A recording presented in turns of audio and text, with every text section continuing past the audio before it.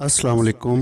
नई वीडियो के लिए चैनल को सब्सक्राइब ज़रूर कीजिए और बेल आइकन के बटन को दबा दीजिए। शुक्रिया।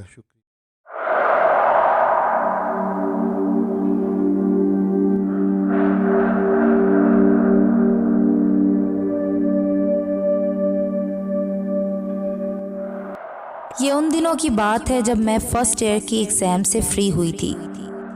सबकी ज़बान से फेसबुक का बहुत सुना था, मगर अभी तक यूज़ करने का इत्तेफाक नहीं हुआ था। सो लास्ट एग्ज़ाम के बाद यही सोचा कि क्यों ना आईडी बना ली जाए, चेक तो करें कि आखिर ये क्या बला है। मुझे क्या मालूम था कि मैं किस मुसीबत में फंसने जा रही हूँ और क्या तूफान मेरे इंतज़ार में था। खैर, घर आई, खूब रेस्ट किया। दिन में कुछ अम्मी की हेल्प करवाई काम में, क्योंकि मैं इकलौती थी और अम्मी के साथ उनकी हेल्प करवाना फ़र्ज समझती थी। मुझे लेट नाइट जागने की आदत थी। उस रात भी मैं हस्बे मामूल जाग रही थी और इरादा था कि फेसबुक आईडी बनाऊं, मगर कैसे। ठीक 11 बजे अपनी बेस्ट फ्रेंड को कॉल की और तरीका पूछा कि बताती जाओ आईडी कैसे बनानी है। उसके बताने के मुताबिक आईडी बनाई और आखिरकार मैं आईडी बनाने में कामयाब हो गई, जो कि इनोसेंट गर्ल के नाम से थी। पहले तो कुछ पल्ले ही नहीं पड़ा कि ये क्या बला है, लेकिन धीरे धीरे सब समझ आने लगा। कुछ फैन पेज, कुछ ग्रुप्स ज्वाइन किए, फ्रेंड्स को ऐड किया और फिर ऑफलाइन करके अपनी रूटीन के मुताबिक मैं अपने सेल फोन में हॉरर मूवी लगा के अपने बिस्तर पर लेटकर मज़े से मूवी देखने में मगन हो गई और उसके बाद सो गई। अगले दिन फिर वही रूटीन, दिन को घर का काम और रात को नेट यूज़ करना। जैसे ही फेसबुक आईडी ओपन की, मेरे पास एक फ्रेंड रिक्वेस्ट मौजूद थी, जो कि जैक के नाम से थी। रिक्वेस्ट एक्सेप्ट करने से पहले मैंने उसकी आईडी का अच्छे से मुआयना किया, ताकि अंदाज़ा हो सके कि ये आखिर है कौन और किस टाइप का बंदा है। जैसे ही उसकी आईडी वॉल पे गई, एक अजीब सी पोस्ट शो हो रही थी, आई एम डेड। मुझे पहले शौक लगा। कमेंट्स चेक किए तो वही मजाक और हल्ला गुल्ला था, तो मैं समझ गई और सेटिस्फाई हो गई कि यकीनन मजाक था। फिर फोटोज को ओपन किया तो बहुत ही अजीबो गरीब किस्म की पिक्स सामने आईं। कहीं ब्लड की और कहीं वैम्पायर की पिक्चर थी। एक पिक्चर बहुत डैशिंग थी। एक नौजवान लड़का था, चेयर पे बैठा, ब्राउन सूट में गोल हैट पहने और सामने से हैट को हाथ की मदद से फेस की तरफ झुकाया हुआ, कुछ इस अंदाज से कि फेस नजर ना आए।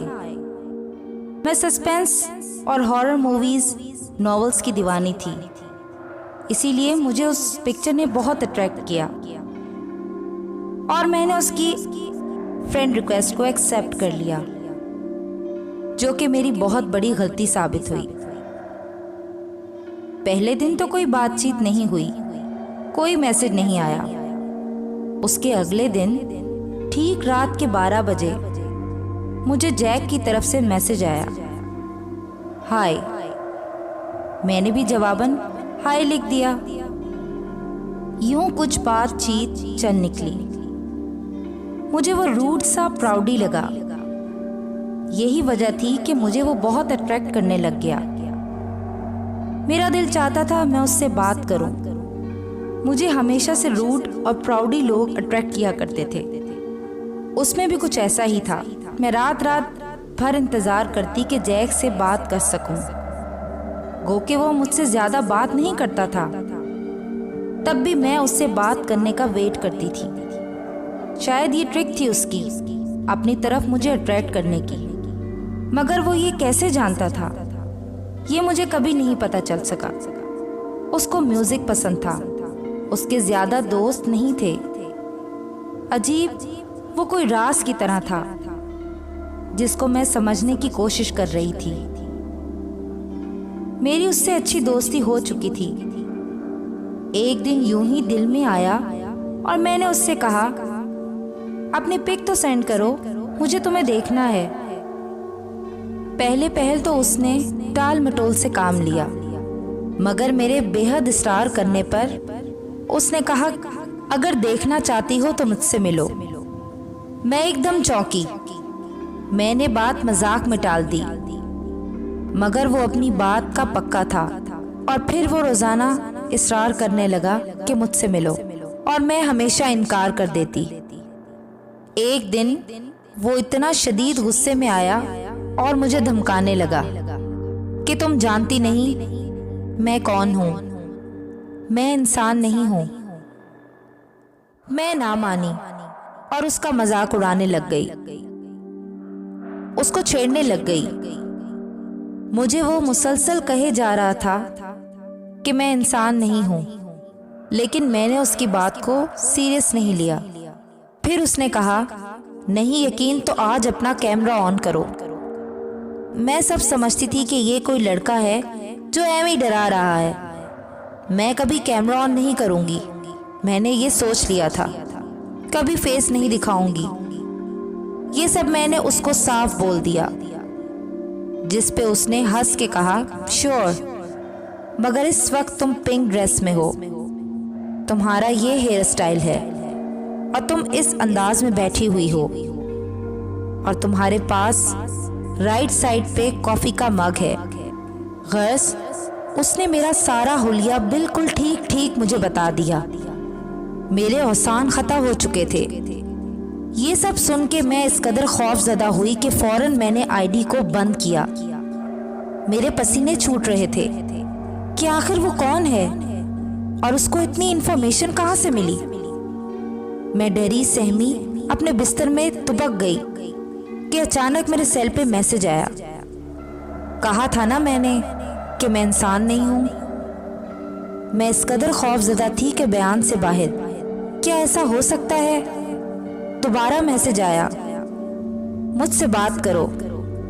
मैं खौफ के मारे कांप रही थी। मैं फौरन बिस्तर को छोड़कर दरवाजे की तरफ भागी, मगर ये क्या, मेरे रूम का दरवाजा लॉक हो चुका था। खुदाया, मैं कहाँ फंस गई। कंप्यूटर की लाइट खुद ब खुद ऑन हुई। एक चमक से मेरा पीसी ऑन हो चुका था।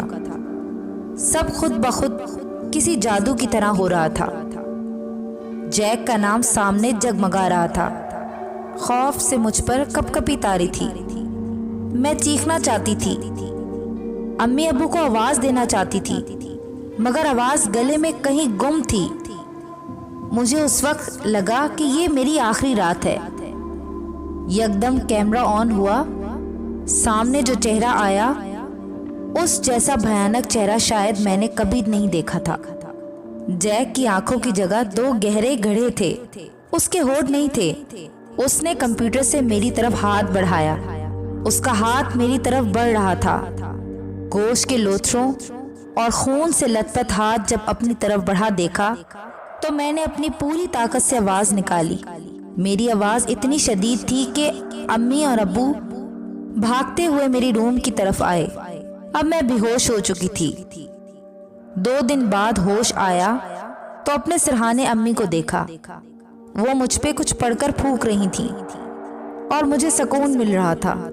मैंने किसी से कुछ ना कहा कि मेरे साथ क्या हुआ है, क्योंकि मैं खुद समझने से कासिर थी कि मेरे साथ आखिर हुआ क्या। उसके बाद मैंने अपना फेसबुक आईडी कभी यूज़ नहीं किया और उसको डिलीट कर दिया। इस वाक़ये के बाद मैं अपने रूम में अकेले नहीं सोती थी। मैं अपनी अम्मी के रूम में उनके साथ सोती थी। रात को काफ़ी डर भी जाती थी, लेकिन कुछ अरसे बाद मैं कुछ नॉर्मल हुई तो कॉलेज भी स्टार्ट हो गए थे और मैं ज़िंदगी की तरफ आहिस्ता आहिस्ता लौट आई। दोस्तों, आपको ये कहानी कैसी लगी हमें कमेंट में ज़रूर बताइएगा, और कहानी पसंद आने की सूरत में हमारे चैनल को लाइक करें, सब्सक्राइब करें और शेयर करें अपने फ्रेंड्स एंड फैमिली मेम्बर्स में। नेक्स्ट वीडियो तक के लिए इजाज़त दें। अल्लाह हाफिज़।